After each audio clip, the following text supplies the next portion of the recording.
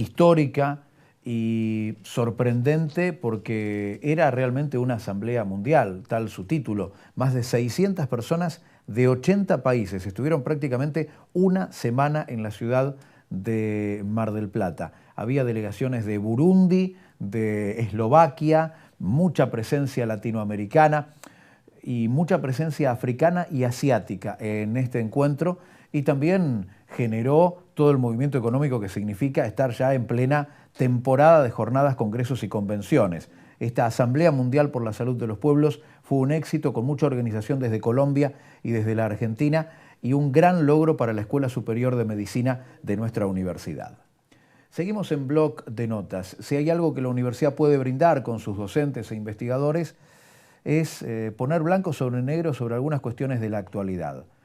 Próximamente en el Congreso Nacional volverá a debatirse la ley Bases, la llave, la herramienta que el Gobierno Nacional junto con el decreto de necesidad de urgencia 70/23 tiene como grandes piezas para cambiar, según la mirada del gobierno de Milei, de una vez y para siempre, muchísimos aspectos de la historia y costumbres argentinas. Vamos a hablar de la reforma laboral y para eso está con nosotros el doctor Pablo Slavin, que es doctor en Derecho, abogado laboralista, docente e investigador de la Facultad de Derecho de la Universidad Nacional de Mar del Plata. Pablo, gracias por estar en Blog de Notas. A ver, en los 90 se intentó, en el 2015 se intentó, ¿realmente se viene una reforma laboral? Háblanos un poco de la idea que tiene el Gobierno Nacional y de este proyecto que también ha presentado el radicalismo para que se trate en la Cámara de Diputados. A ver, gracias por la invitación, es un gusto siempre estar acá. Como bien decís vos, esto no solamente se intentó, se llevó a cabo en los 90, se hizo una reforma laboral y lo que vemos, que se intentó en el 2015, se vuelve a intentar ahora, es un discurso que se repite. Cuando se plantea reforma laboral, viene detrás adosado una idea de modernización, de necesidad de acomodarse o ayornar las normas laborales que aparentemente serían normas casi retrógradas. Sin embargo, frente a eso, lo que se ofrece es una vuelta a una etapa, te diría, preindustrial.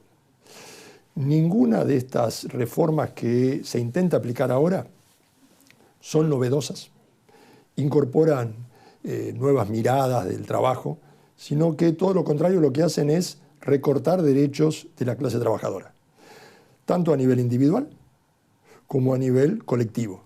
Es decir, se atenta sobre derechos adquiridos por la clase trabajadora y no justamente para realmente promover empleo, para facilitar las relaciones de trabajo, para facilitar las contrataciones, sino para lo único que parece preocuparles, que es el costo laboral.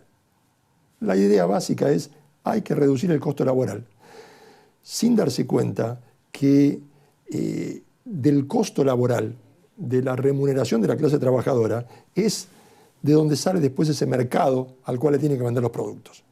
Entonces, como consumidores, claro. Como consumidores. Entonces, ese es el papel central que se olvida. Pablo, repasamos rápidamente algunos puntos. Hay dos proyectos, todo indica que el gobierno insistirá, quiso hacerlo a través de un decreto, la justicia le puso un freno porque hay una serie de derechos laborales adquiridos y no será fácil cambiarlos e ir para atrás, como decís vos. Pero en los considerandos, en las características gruesas de estos proyectos, tanto del gobierno como del radicalismo, hablemos del periodo de prueba, por ejemplo. ¿Qué es lo que se establece? A ver, el proyecto del radicalismo, para aclarar, no cambia mucho el proyecto de Milei, adhiere al proyecto de Milei. Según el propio análisis que hacen abogados de la CTA, que han estudiado el proyecto en profundidad, simplemente lo pone un poquito más edulcorado, le saca algunas cosas gruesas. Vos decís periodo de prueba. El periodo de prueba actualmente es de 3 meses, en el cual puede un empleador despedir sin causa dentro de ese periodo y no tener que pagar indemnización. Lo que traía el proyecto de Milei, el DNU, era elevarlo a 8 meses. El proyecto radical es 6 meses. Es decir, no es que elimina el periodo de prueba. El proyecto de Milei eliminaba todas las multas de la 24.013, 25.323, para clarificarlo al público no especialista. Ya en los 90 se habían establecido toda una serie de normas en las cuales se intentaba lograr que el empleador registrase al trabajador. En el caso en el que el empleador tuviese un trabajador en negro, ya sea total o parcialmente, sin registración, el trabajador podía intimar su registración y el empleador, sin pagar multas, lo registraba.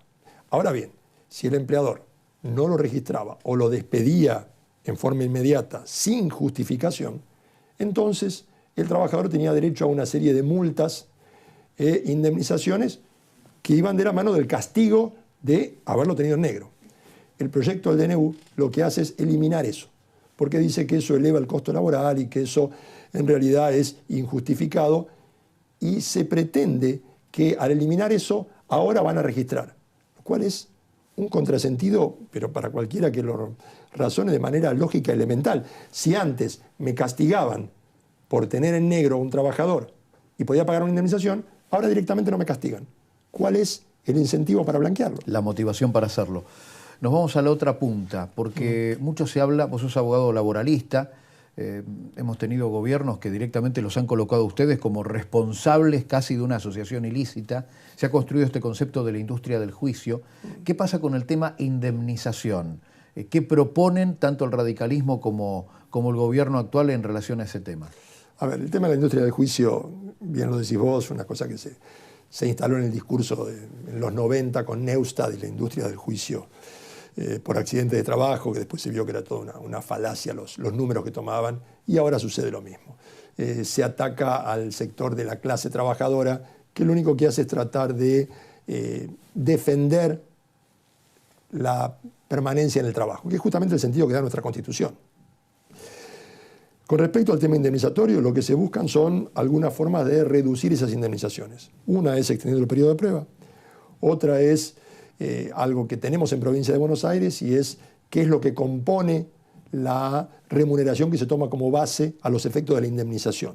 Esa mejor remuneración que se toma como base, en el caso de la Provincia de Buenos Aires, la Corte lo tiene resuelto así, incluye el sueldo anual complementario o el aguinaldo.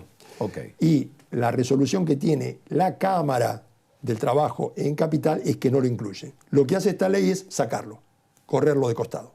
Y además, junto a eso, que ya de por sí rebaja el monto que se toma como base, está la propuesta que vuelve a repetirse permanentemente, que es, a través de convenios colectivos, promover un sistema indemnizatorio similar al que tiene la UOCRA. Esto de la mochila, ¿cómo es? Explícanos brevemente, por favor.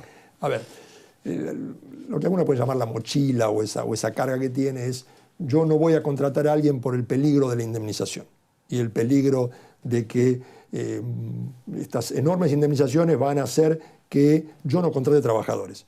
No hay ninguna prueba de que la reducción que se hizo de las indemnizaciones en los 90 o a posteriori haya implicado un aumento de la contratación.